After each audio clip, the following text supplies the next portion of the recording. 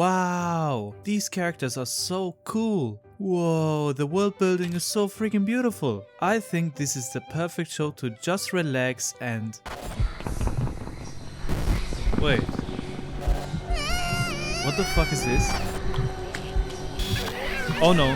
What the fuck? Get it off my screen! Made in Abyss is a really beautiful anime. I mean, look at this.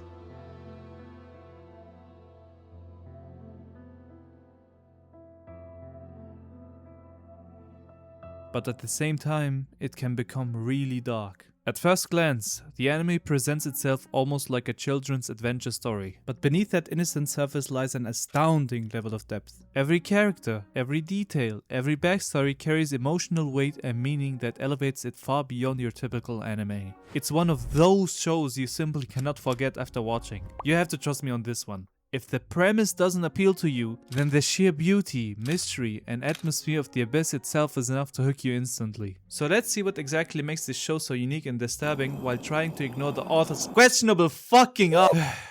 We'll get to that later. But now let's jump into the story.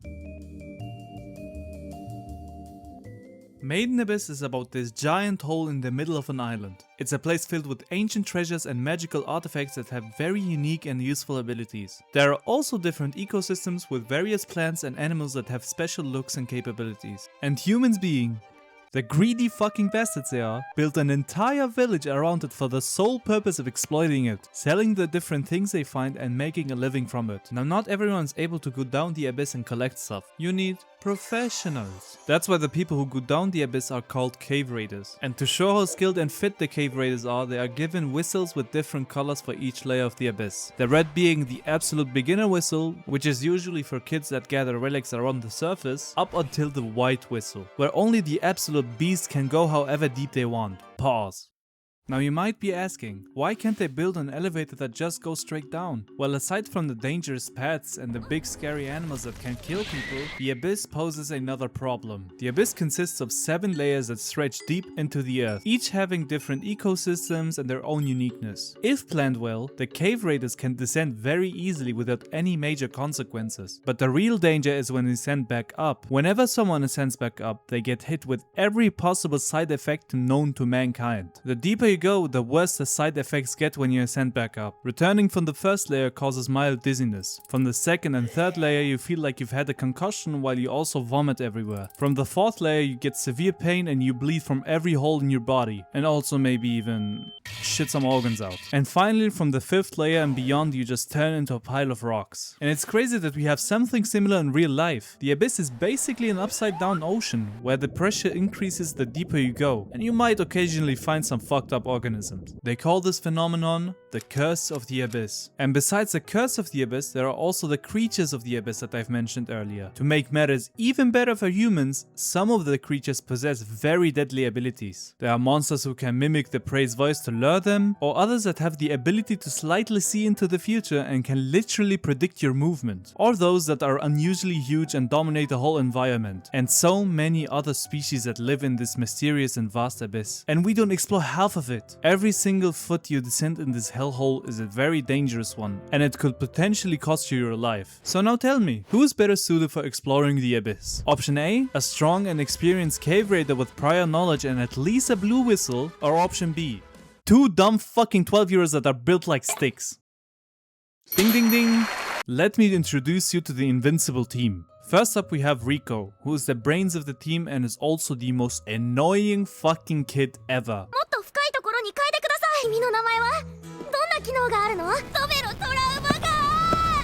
She knows so many things about the different layers and animals that live there, from knowing what they can do to even cooking them for an exquisite meal. The reason for why she wants to go to the bottom of the abyss is because she wants to meet her mother, who happens to be a white whistle and is waiting for her at the bottom of the abyss. Which first off, what kind of fucking parent tells their kid to just go down the abyss and find them? Is there a safe route I missed? Because all I can see is people getting fucking mutilated. And to add on to why Rico is so drawn to the abyss is because she was born in the abyss itself. She was made in the abyss.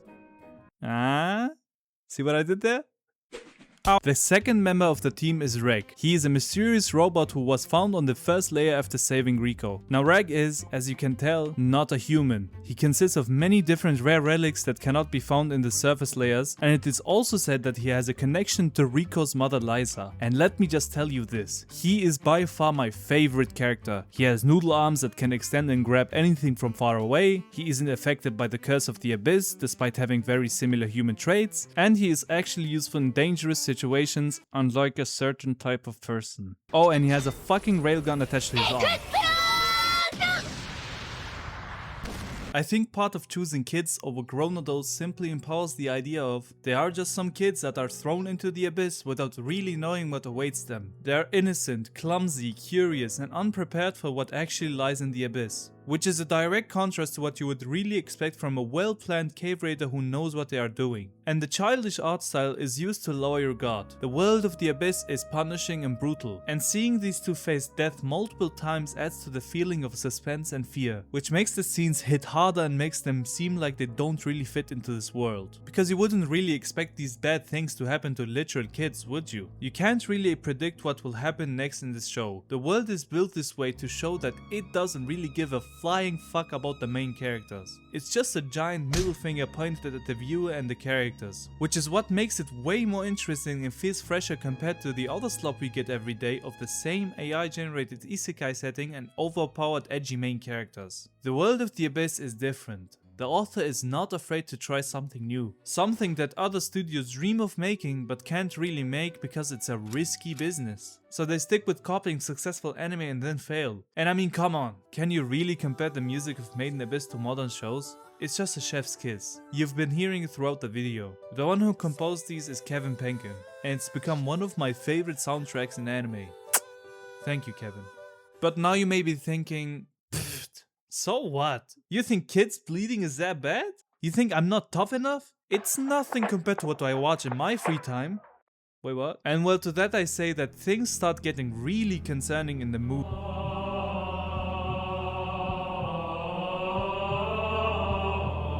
Just when you start thinking that the things that happened in season 1 is the climax of Made in Abyss's brutality, shit hits the fan really quickly in the movie. There is an evil presence lurking in the 5th layer, a man who experiments on children just for the sake of human evolution. A man that goes by the name of Bondrewd, the Sovereign of Dawn.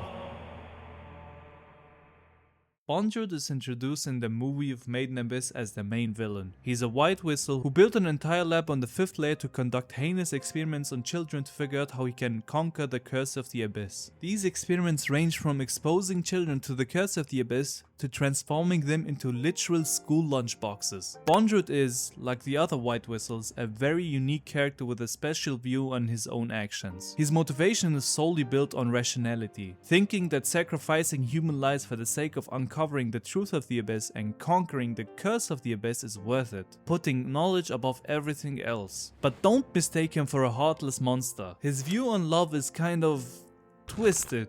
He genuinely loves his children and is seen as someone who is deeply connected with them and even shows affection. However, that's as far as his love goes. Sacrifice in his mind does not necessarily negate love. He harms without hatred. And perhaps the most frightening aspect of Bondrewd is that he remains calm, polite, and compassionate throughout almost everything he does. He's not a monster pretending to be a human. He's a human being whose values have become so distorted by his obsession with discovery that he can no longer recognize the line between devotion and exploitation. And now on to the most controversial part of the show, and why it's more hated and not recommended to other people instead of getting praised. As you may have noticed, Made in Abyss's characters are 90% children.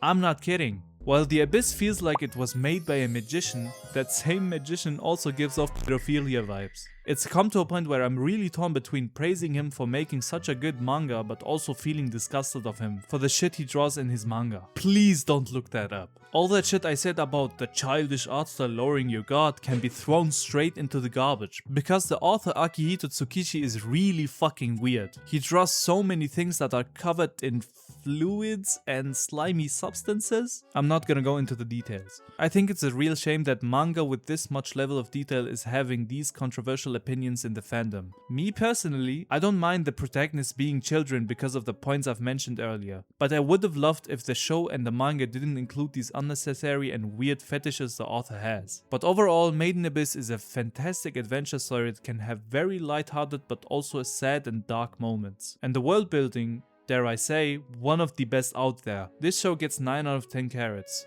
I hope you've enjoyed the video. I would really appreciate it if you leave a like and subscribe to the channel, and maybe even leave a comment on how you feel about the show. Let me know. See ya.